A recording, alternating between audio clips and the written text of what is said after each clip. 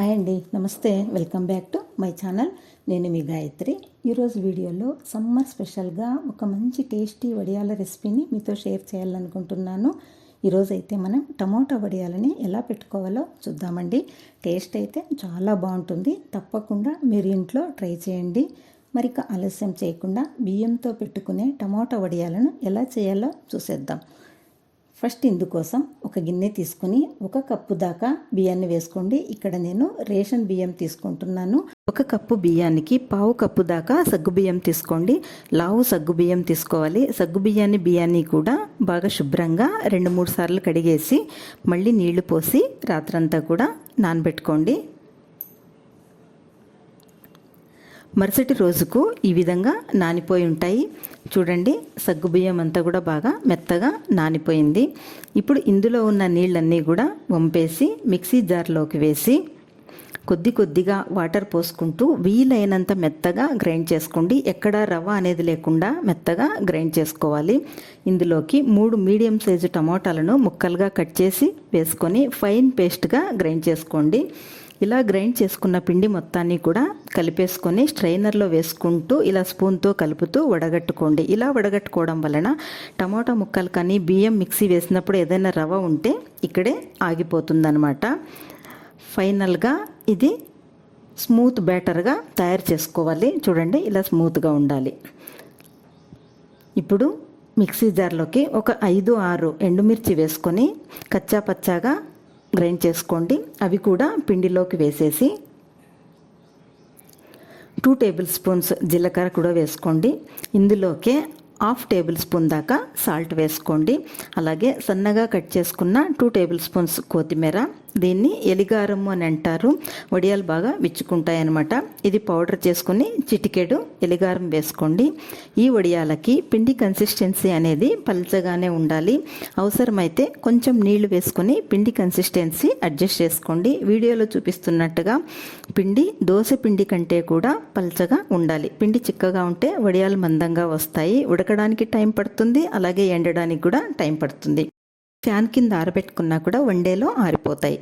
పిండి ఈ విధంగా తయారు చేసుకున్నాక చిన్న మూతి ఉన్న గిన్నె, అంటే కుండ మోడల్ ఉన్నటువంటిది తీసుకొని గిన్నె స్టవ్ పై పెట్టి 3/4 వాటర్ వేసి మూత పెట్టి నీటిని బాగా మరగనివ్వండి. ఈలోపు ఇంట్లో ఉన్న చిన్న ప్లేట్స్ తీసుకొని ఈ ప్లేట్ను వాటర్లో డిప్ చేసి తీసి వాటర్ తుడిచేసి ఈ ప్లేట్లోకి 1 టేబుల్ స్పూన్ దాకా మనం తయారు చేసుకున్న పిండి వేసి ఈవెన్గా స్ప్రెడ్ చేయండి.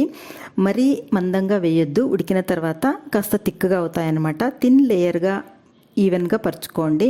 ఇలా ఆవిరి వస్తున్నప్పుడు ఈ ప్లేట్ని గిన్నెపై పెట్టి ఆవిరి బయటకు రాకుండా మూత పెట్టి 15 సెకండ్ల పాటు ఆవిరిపై ఉడికించండి. ఈ పిండిలో ఉన్న పచ్చిదనం అంతా పోయి పైకి పొంగినట్టుగా ఉడకాలన్నమాట. ఈ ప్లేట్ను పక్కకు తీసి వేరే ప్లేట్కు పిండి వేసుకొని ఆ ప్లేట్ని పెట్టి మూత పెట్టండి. ఈ ప్లేట్లోంచి వడియాలను సపరేట్ చేయడానికి టూత్పిక్ లేదా నైఫ్ లేదా స్పూన్ కానీ యూస్ చేస్తూ ఫస్ట్ చుట్టూ కూడా లూజ్ చేసి ఇలా స్లోగా తీస్తే వడియం అనేది సపరేట్గా వచ్చేస్తుందన్నమాట. ఇలా ఒక ప్లేట్ తర్వాత ఒకటి పెడుతూ తీస్తూ వడియాలని తయారు చేసేసుకోవచ్చు.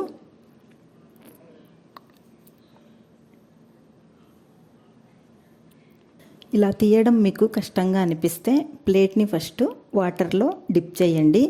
ఇలా డిప్ చేసి తీస్తే చాలా ఈజీగా వచ్చేస్తుందన్నమాట. డిప్ చేశాక టూత్పిక్ లేదా నైఫ్తో చుట్టూ లూజ్ చేసేస్తే ఈజీగా వచ్చేస్తుంది. తడి ఉన్నందువల్ల ఫాస్ట్గా వచ్చేస్తుందన్నమాట. ఇలా సపరేట్ చేసుకున్న వడియాలని ఒక కాటన్ క్లాత్ మీద కొద్ది గ్యాప్తో ఎక్కడా మడతలు పడకుండా అప్పడాల కింద ఆరబెట్టుకోండి. ఇలా వడియాలు వేసిన ప్రతిసారి కూడా పిండినంతా ఒకసారి బాగా కలిపి వేసుకోండి. అలాగే కింద గిన్నెలో నీళ్లు తగ్గినట్టుగా అనిపిస్తే కాస్త నీళ్లు పోసుకొని మళ్ళీ వేడి చేసుకోండి. ఇలా ఒకదాని తర్వాత ఒకటి వడియాలు పెట్టుకుంటూ పక్కకు తీస్తూ ఆవిరి వడియాలు చేసేసుకోండి. వడియాలన్నీ పూర్తిగా ఆరిపోయే వరకు ఒక రోజంతా అలాగే వదిలేసేయండి. బాగా ఆరిపోయాక మంచి ఎండలో ఒక రోజు ఉంచితే లోపల చెమ్మ ఏదైనా ఉంటే బాగా ఆరిపోతుందన్నమాట. దాదాపు 1 ఇయర్ వరకు నిల్వ ఉంటాయి బాగా ఆరబెట్టుకుంటే. జస్ట్ 2 డేస్లో ఈ ఆవిరి వడియాలు అనేటివి కంప్లీట్ అయిపోతాయి. చాలా టేస్టీగా ఉంటుంది అండ్ చాలా ఈజీగా కూడా చేసేసుకోవచ్చు అనమాట. మీరు కూడా ట్రై చేసి ఈ ఆవిరి వడియాలు ఎలా వచ్చాయో నాతో షేర్ చేయడం మర్చిపోకండి. ఈ సింపుల్ రెసిపీ మీకు నచ్చితే మీ ఫ్రెండ్స్కి రిలేటివ్స్కి షేర్ చేయండి. మరొక టేస్టీ అండ్ సింపుల్ రెసిపీ కోసం గాయత్రి కృష్ణ యూట్యూబ్ ఛానల్ను సబ్స్క్రైబ్ చేసుకోండి. ఈ వీడియో చూసినందుకు ధన్యవాదాలు.